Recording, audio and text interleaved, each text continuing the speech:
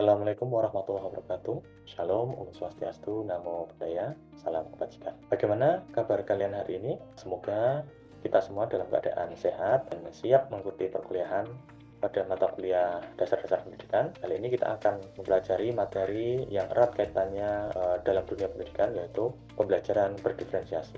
Sebelumnya, tujuan dari pembelajaran kali ini adalah mahasiswa diharapkan bisa menganalisis strategi dalam pembelajaran berdiferensiasi dengan tepat melalui studi kasus. Baik, kita mulai dengan pertanyaan mengapa pembelajaran berdiferensiasi harus diterapkan. Alasan yang pertama yaitu karena setiap peserta didik itu memiliki keunikan yang berbeda-beda ya. Jadi ada siswa yang mudah memahami materi melalui gambar, ada juga melalui praktik dan juga melalui membaca. Keberagaman ini harus dipahami oleh guru ya dalam merancang pembelajaran. Yang kedua, memaksimalkan potensi. Jadi guru itu memberikan pengalaman belajar yang sesuai dengan kebutuhan masing-masing murid, sehingga setiap murid itu memiliki kesempatan yang sama untuk berkembang sesuai dengan potensinya.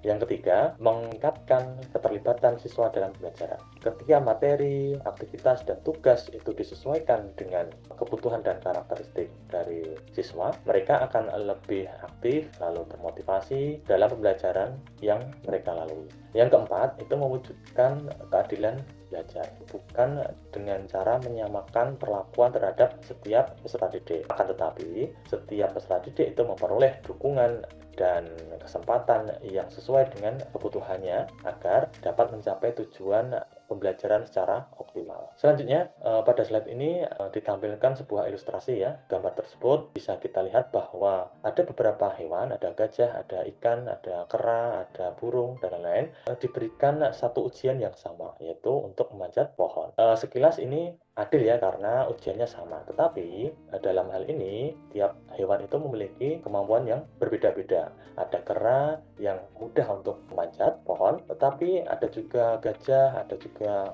ikan itu pasti kesusahan. Hal ini juga sama yang terjadi di dalam kelas ya. Setiap peserta didik itu memiliki kesiapan belajar, memiliki minat, memiliki kemampuan dan profil belajar yang berbeda-beda. Oleh karena itu, guru itu tidak seharusnya memberikan pembelajaran bahkan ujian yang sama bagi mereka, sehingga guru harus mempertimbangkan perbedaan mereka supaya pembelajaran itu bisa lebih adil. Selanjutnya, dalam pembelajaran berdiferensiasi itu diawali dengan pemetaan kebutuhan murid. Pemetaan kebutuhan murid ini didasarkan pada 3 aspek utama. Yang pertama itu adalah tingkat kesiapan murid ya. Guru perlu mengetahui kemampuan awal dari murid, lalu sejauh mana mereka menguasai materi dan kecepatan mereka dalam belajar. Dengan demikian, guru dapat menyesuaikan tingkat kesulitan materi dan juga aktivitas pembelajaran yang akan dilaksanakan. Aspek yang kedua adalah minat murid ya. Guru perlu mengetahui hal-hal yang disukai ya oleh murid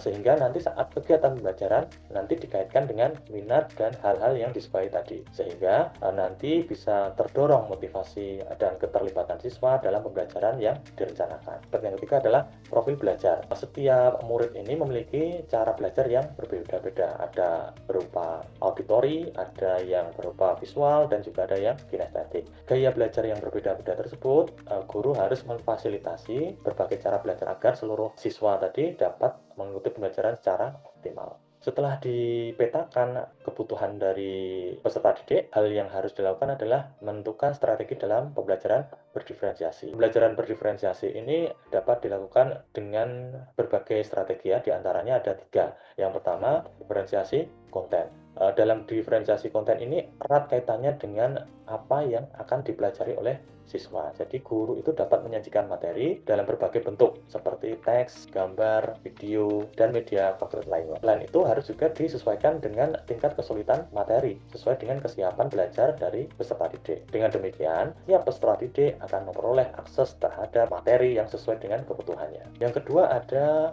diferensiasi proses. Dalam diferensiasi proses ini erat kaitannya dengan bagaimana cara siswa belajar. Jadi guru dapat menggunakan berbagai strategi pembelajaran, bisa berupa diskusi kelompok, bisa berupa pembelajaran berbasis proyek, atau yang lainnya. Kemampuan ini menyesuaikan ya dengan pemetaan dari sebelum pembelajaran tadi. Tujuannya agar setiap siswa itu dapat memahami materi sesuai dengan cara belajar yang paling sesuai. Yang ketiga ada diferensiasi produk.